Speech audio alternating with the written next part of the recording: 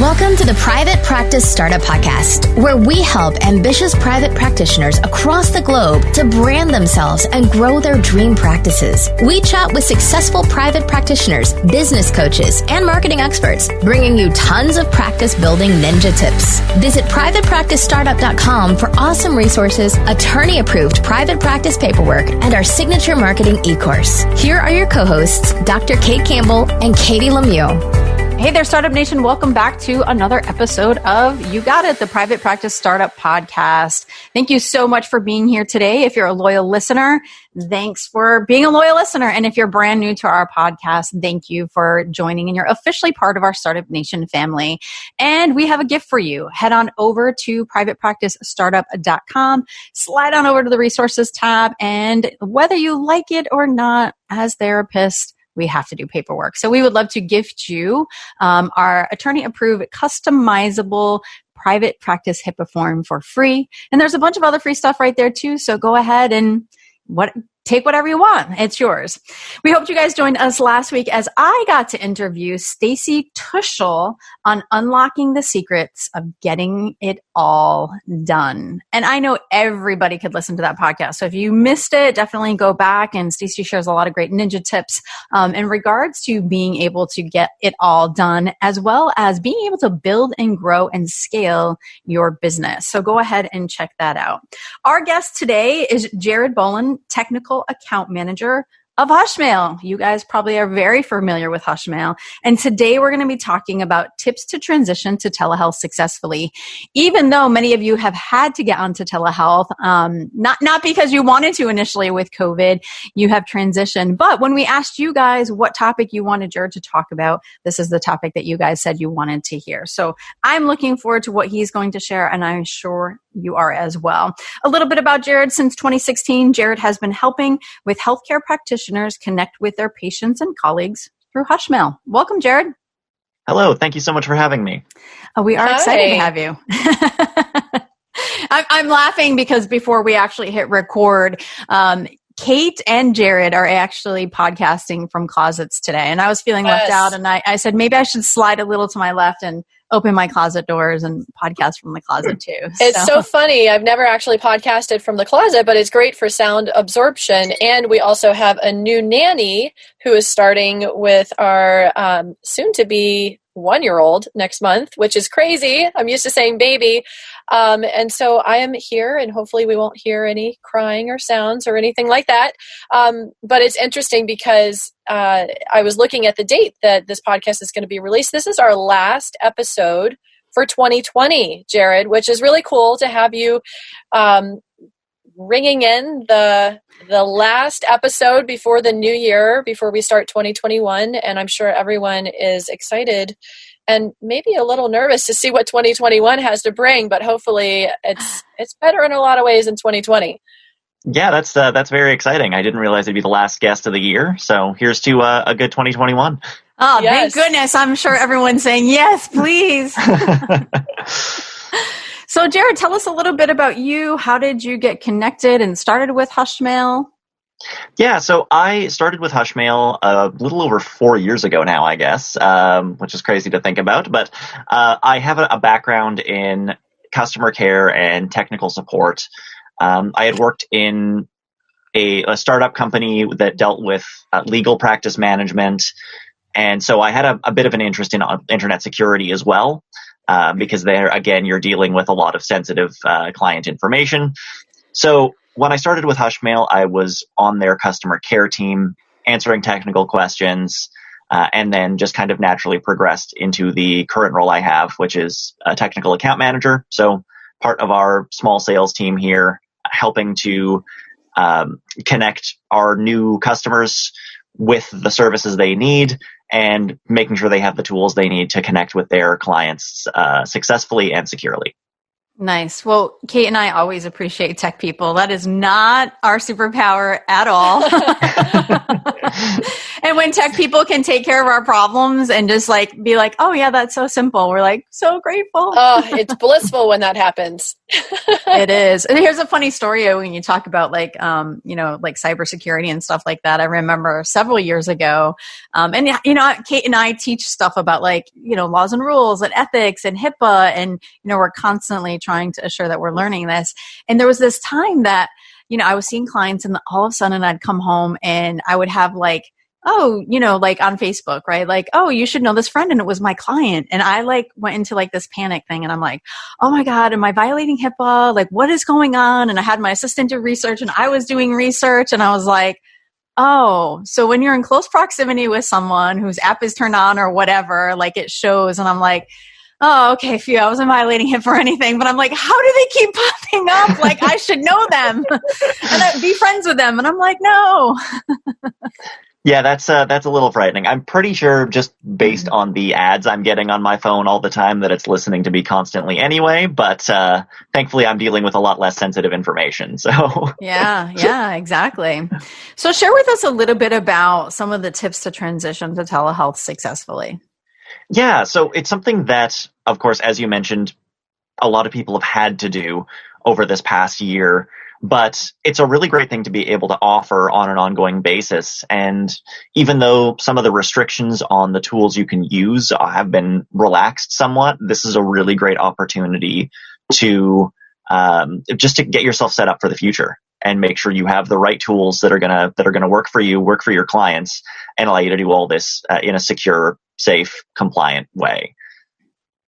So there's a few reasons, especially outside of the current pandemic, that people are looking into teletherapy in particular. A big thing is availability. You'll be able to see clients who may be in rural areas. They may not have the means to get into an in-person appointment. So it allows you to offer your clients more choice, which is a great thing. Yeah. And it's interesting. We're just talking with a colleague recently, who kind of knows people in the area, and she felt more comfortable to be able to have someone in the state, but many hours away, to really feel that, that true privacy and confidentiality. So, for therapists or other professionals, sometimes that's really important, is being able to extend to the area where they can choose. And that's like so great, because, there's some people who have some really cool, amazing niche-based specialties that you might not find locally. Mm-hmm. Yeah, absolutely. And that is it's a great differentiator from a business side of things, being able to serve, your entire state rather than just your community or the outlying areas. Yeah.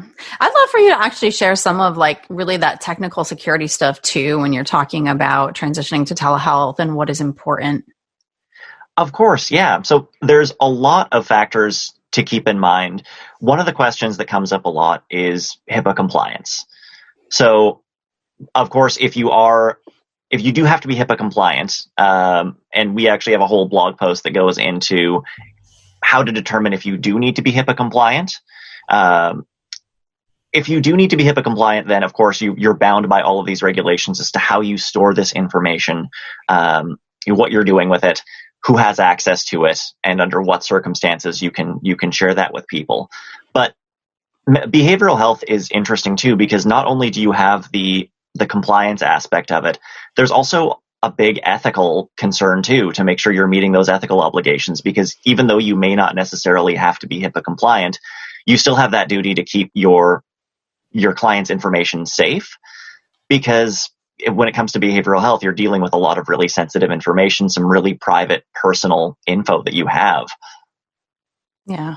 Yeah. So what are some of the, what's the word? Best resources, if you will, or things like that when we are looking at HIPAA compliancy? In HIPAA compliance, we could talk about like the tech side or the platform side, but even, how you conduct your sessions. Kate and I talk a lot about that, things that people normally wouldn't have thought of before. What are some of your recommendations?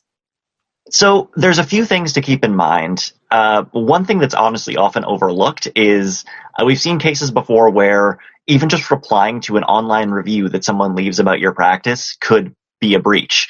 because you're acknowledging a relationship there. I think there was a case I saw a little while ago where someone left a negative Yelp review about I think it was a dentist's office, but they replied to that basically acknowledging a connection there, and because of that, they had a pretty hefty fine. So it's really outside of the scope of just your sessions, the other ways you're interacting online with people who are working with your business. There's a lot of considerations there too. So in terms of the technical side of things, one of the main factors is encryption. So making sure that this information is stored in a way that if someone was to say get access to the server that it's stored on, that they can't read it. That's a really key factor in making sure that those conversations you're having, that information that you have is actually stored securely. And what are some of your favorite recommendations for platforms? Well, so it really just depends on the ways you want to communicate with your clients. So coming from Hushmail, so we offer secure HIPAA compliant email as well as web forms. So you can send out, say, your intake forms, your consent forms. We also have electronic signatures. So those can be signed securely and sent back. And that's all stored as encrypted in a HIPAA compliant way. Also, HIPAA compliant video conferencing is, of course, a big factor now. So there are some services where it's just essentially a simple video conferencing platform. And then you have other ones like Theralink is one that we recommend often. And that's kind of a more all-encompassing solution that has scheduling, billing, et cetera, all sort of like payment processing all built into one platform. So that's the really cool thing about building out your teletherapy tool set, is because there's so many options out there now. You can really just pick and choose which services you need, which ways of communication you want to support, and build out your own sort of toolkit from there. Mm-hmm. And kind of like what works for you, and, what interfaces and things like that you like. Most things are pretty, easy today, very user friendly. Yeah, and that is definitely a key consideration, is how easy something is to use for both you and for your clients. And another thing, too, that's often overlooked is what's the support like for the service that you're using? So, if you have a problem, will you be able to reach someone who can help with that? If you've got 5 minutes before a session and nothing's working, then obviously you're going to want to be able to get someone on the phone right away to figure out what's going on. So that's something that people often overlook, is what's the support hours like for this, the tool that you're going to be working with? What's the reputation like? Are you going to be able to reach a real person right away if you need to? I like that you say that, because it does happen. I remember doing telehealth, and I had a session, things were fine. I go to the next session, my client can't hear me, and here I am looking, I'm sure he's watching me, right? I'm looking down, frantically, feeling bad. We're in the middle of a session, not knowing what's happening. Sometimes it's been you didn't update something or whatever, but that is really important. I'm glad that you bring up the support aspect, because that's not something we kind of generally think about. Yeah, of course. There's nothing more frustrating and stressful when that happens, because your clients are paying you for services and you feel like, oh my goodness, it's something that I'm doing wrong. I don't know how to troubleshoot. And if you don't have those resources or instructions for how to troubleshoot, and you don't have that kind of system set up, it can be really, really stressful. Definitely. Yeah, especially in an environment that's, with the time constraints that therapy has, because, so even when you do have that full session, it can often feel like there's just not enough time to get into things as deeply as you'd like. And so if you're spending the first 5-10 minutes of a 50-minute session diagnosing technical issues, then it's going to be a real negative experience for anyone. And that's some really valuable time of yours that your client's not going to be able to have access to. Mm-hmm. Yeah. Nice. What are some other tips about really successfully transitioning to telehealth?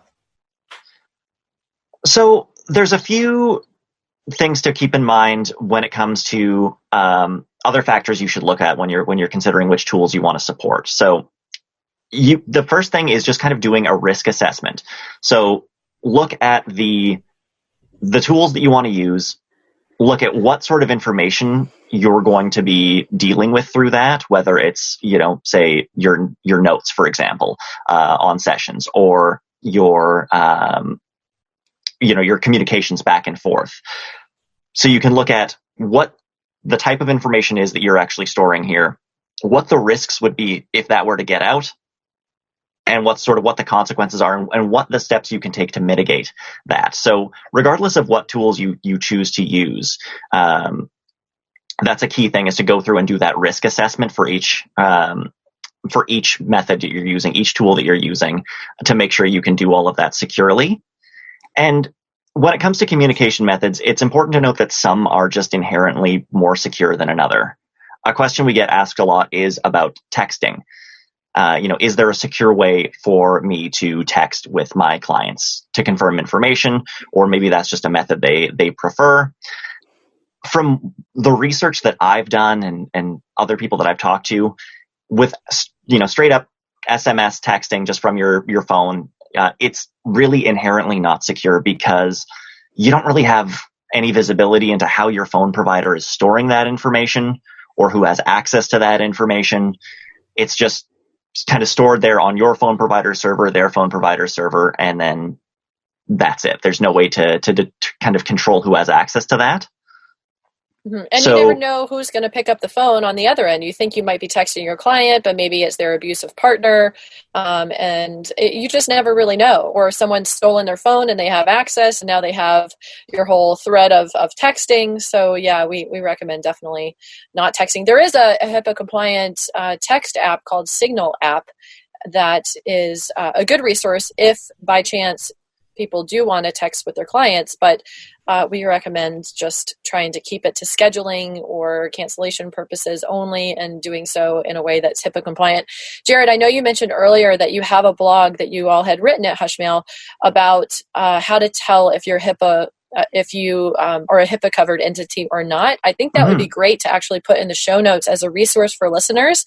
So I just wanted to make sure that I mentioned that so that we could include that.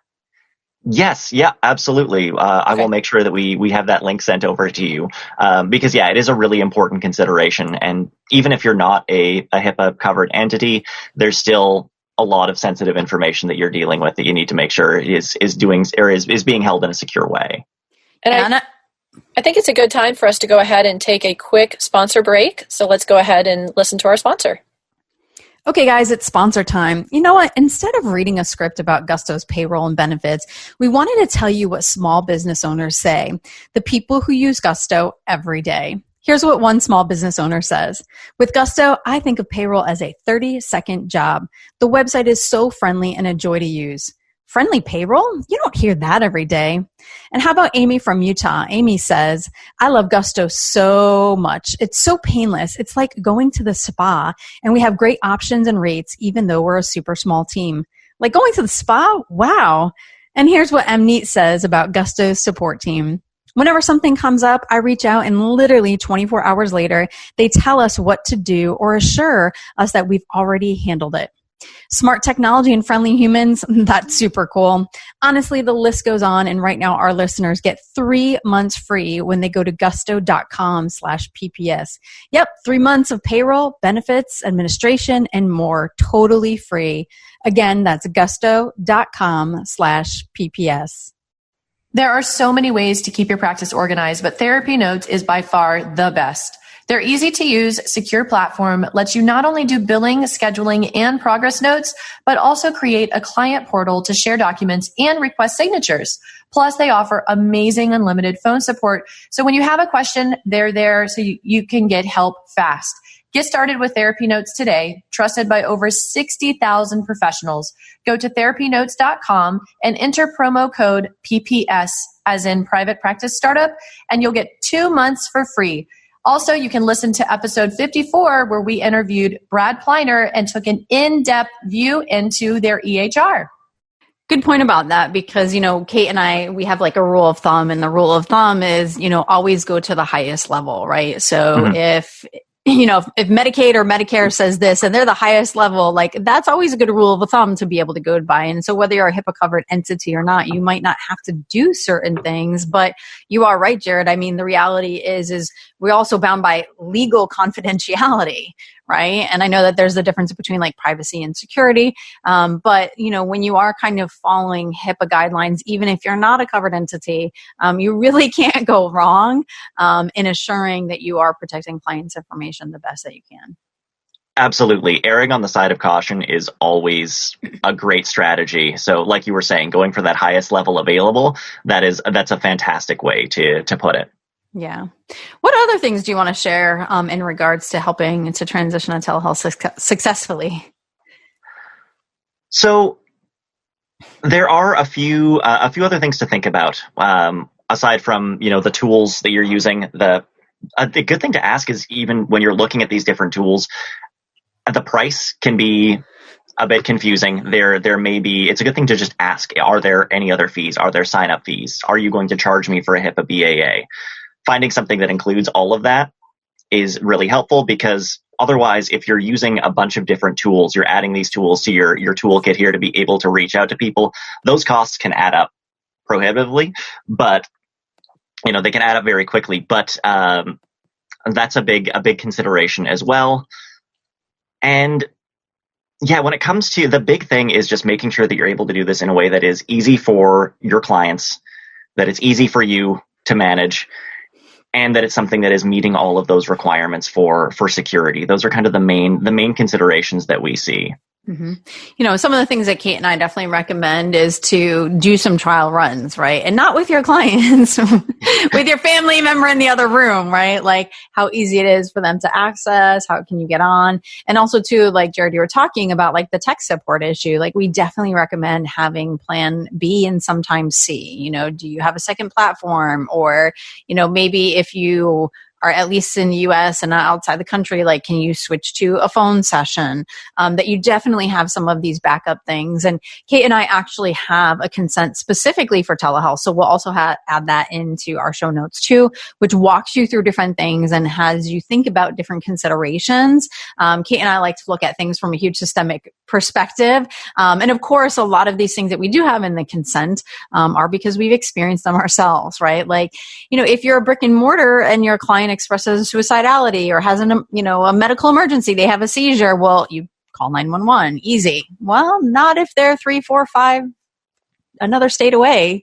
That's what is the local police department number? So those are other things just to kind of think about. And also too, before COVID happened, we did talk about telehealth as a convenience factor. You might be working with someone who moves around a lot for business and create a great continuity of care. But again, if they had emergency or whatever, you asking them like, what is the address that you're at today? I just want to make sure, just in case anything happens. So those are those safety things that you're talking about. Yeah, absolutely. And doing that trial run for sure, like you mentioned, that's key. That's one of the biggest mistakes we see people run into when they're trying out telehealth for the first time, is just going into it live with a session, having everything fall apart as it is wont to do with anytime you're dealing with brand new technology.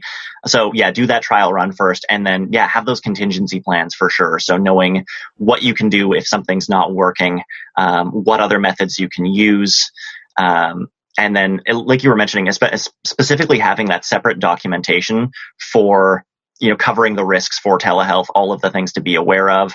That's a fantastic thing. We have, I think we also have a template on our secure forms that's a email and communication sort of risk acknowledgement. So, acknowledging that there are risks for sure with sending out information over the internet, whether it's on a secure channel. There's still some level of risk there that it's good to be aware of. So, of course, things like encryption can help mitigate that risk to a really high level.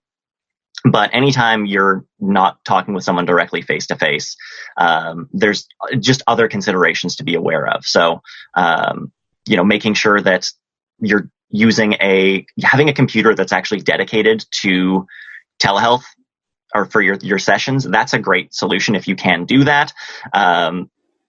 Making sure that your clients aren't using like a shared computer somewhere where there may be something that's, recording what's going on their screen, or having that actual physical security on those devices is really important. And that's actually another thing too, is making sure that on all of these devices have a strong password for every account that you're using. Have a strong, unique password so you're not using the same one over and over, because that's the number one way that we'll see any account get compromised really anywhere on the internet. Is you use a password, you then reuse that a bunch for a bunch of different services, because I know it's a lot easier. But if someone gets into one of your accounts, they get into everything. And if you've got an email account that has all of the sensitive information in it, or your, a Dropbox account or one of their Hipaa compliant accounts, you can have all of the security in the world. But if you have someone knows your password, they can get around pretty much anything. The analogy I like to use is you can go out and you can buy the most expensive, high-tech, fancy lock for your front door. If you leave your key under the doormat, you're really not any better off than, if you just go to the hardware store, get the cheapest one they have. There's there's ways around it. So doing things like two-step verification for any accounts that support it. So you'll get a code sent to, say, your cell phone or an alternate email address. That's a really good way to make sure that no one has access to this, and just making sure that monitoring the physical security of these devices. And that goes for things like advising your clients to protect their information. If they're, if they are messaging you through Signal or something like that, have a pin on their phone. So it's not just going to be visible to anyone who picks it up. Mm-hmm. Yeah. Important, all really good things. And, the continuation of really trying to protect our clients' information and assure that, they feel that as well. One of the things that Kate and I've also talked about too is just, it's being everybody's at home right now, right? And or other people are moving back to school and work and stuff like that. But the reality is, we're in confined spaces with others. And so figuring out also ways to protect the confidentiality of your clients with that, wearing earphones. Earphones creates better quality anyway. So always recommending that not only you as a therapist, but your client wears earphones. And one thing that I kind of came across just kind of like watching what's been happening and all like the funny pictures and the memes, like people are on, a really professional business meeting, and all of a sudden you see the kid in the background and, whatever. So it's like also too, like thinking about your physical space. So where I'm doing telehealth, like put your computer, the back of the computer towards the door. God forbid you forget to lock the door or whatever. If someone comes in, they're not going to see your client, right? So those are just kind of some like little important factors to also think about too. Kate, what were you going to say? You're smiling. Yes, I'm laughing because Katie and I were on a meeting with another fellow practice builder. I think it was Marie Fang or Danielle Swim. I can't remember which one it was, but my son came in my 5-year-old came in the back room and, was naked and said, "I have to go poo-poos," and ran into the bathroom. And I was like, oh my goodness, thank goodness this isn't with a client, or, it just is one of those things, pandemic living with kids. So yeah, that is a really good tip that you bring up. Hopefully you guys get a chuckle out of that, and hopefully my son doesn't hear that and become mortified when he becomes an adult, but add it to his therapy fund, Kate. And having that designated workspace is huge, whether that is your office or, as we currently are in your closet, whatever works best for maintaining the security of the privacy of those sessions. Another tip too is just whatever area you're in, try to make it as just a non-distracting, kind of a plain minimalist area, just to any sort of visual distractions, people walking behind you if you're in a room with, say, like a glass door, pets running around, anything like that is going to be really distracting and can definitely take away from the effectiveness of those sessions. So having a designated workspace with a pretty nondescript background can be a huge help for sure to keep things and also having on appropriate backgrounds, right? Not doing telehealth from your bedroom with your bed in the background or something like that. Mm-hmm. Making sure that it's, because that could be distracting and make people feel uncomfortable too. Those are good points that you bring up. Nice. Jared, any final thoughts before we kind of wrap up today? Well, yeah. So the key thing, really the main takeaway here is take a second to evaluate what tools you want to use, how you want to be able to communicate with your clients, because like I mentioned off the bat, this is a really great opportunity to find those tools that are going to work well for you going forward. The more choice that you can offer to your clients, the larger the geographical area you can serve. These are all going to be really big wins for you as a business. And the key thing is just to think about how you can use these services well, how you can conduct these in a secure way, and just do those risk assessments. Do the research on those tools you want to use. Try things out, test them out beforehand. Make sure it's something that's easy to use. And if you do all of that, then it should be a really easy transition both for you and your clients, because going forward, even once we're out of this current health situation, I know it's a lot of things that a lot of clients are going to look for in a therapist is, can I meet with them from the comfort of my own home? Mm-hmm. Yeah, really important. Thank you so much for your tips and thoughts today. And what is it that you hope that our audience takes away from your message? So the key thing is just knowing that this doesn't have to be a really daunting process. There's a lot of great resources out there. I know it can seem overwhelming with the number of different tools that are out there, but taking it step by step, thinking about the ways you want to be able to communicate, how you can do that securely. There's so many amazing resources out there that will go through the steps you need to take to really start considering telehealth on a permanent basis. We have some great blog posts as well that I think we've sent in for the resources section. But it doesn't have to be a really daunting process. That's really the main takeaway. Awesome. Thank you so much. And I know that you guys also have a giveaway for our audience. What is that? Yeah, so we have some special pricing for listeners. So you can get up to 2 months free on all of our healthcare plans. So those are the Hipaa compliant plans that includes secure email, secure web forms, and electronic signatures.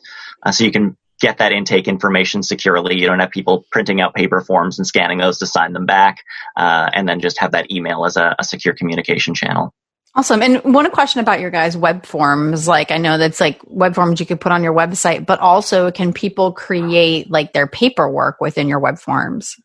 Yeah, so it's a fully customizable drag and drop form builder. So pretty much anything that you've got, you can just really easily create that by dragging and dropping in the fields you need. You can copy and paste from existing forms that you have. And then those can either be embedded directly into a website or linked to on your website or just sent out via email for people to complete. Awesome. Thank you so much. We really appreciate having you here today. And Startup Nation, we are always looking for ways to meet your needs. And this is the topic that you guys wanted to hear from Jared. So we hope you guys join us next week as we speak with Elizabeth Arias. And again, a topic that you chose. And I'm not surprised that you guys chose this. You guys wanted to learn about how to manage progress notes more effectively. It's like the bane of therapist existence. Yes. Oh, the dreaded progress notes, the dreaded paperwork, right? Exactly. So Elizabeth will be talking with us and you about that next week. Yes, Startup Nation, we hope you guys found this podcast to be interesting, and we always try to create the topics that you guys ask for. And if there's a specific topic that you haven't heard yet, let us know. If you guys have a topic that you think would be great and you'd love to be a guest, let us know. And don't forget to subscribe, rate, and review the show. You can definitely do that on our show notes pages at the top. There's a link, and we will look forward to seeing you on the next episode. Thanks for being here, Jared. Thank you both very much. This was a great opportunity. Thanks. Startup Nation, take care. Thanks for allowing us to inspire you from startup to mastery. Bye-bye, everybody. Thanks for joining us on The Private Practice Startup. Visit theprivatepracticestartup.com for awesome resources, free trainings, attorney-approved private practice paperwork, and so much more.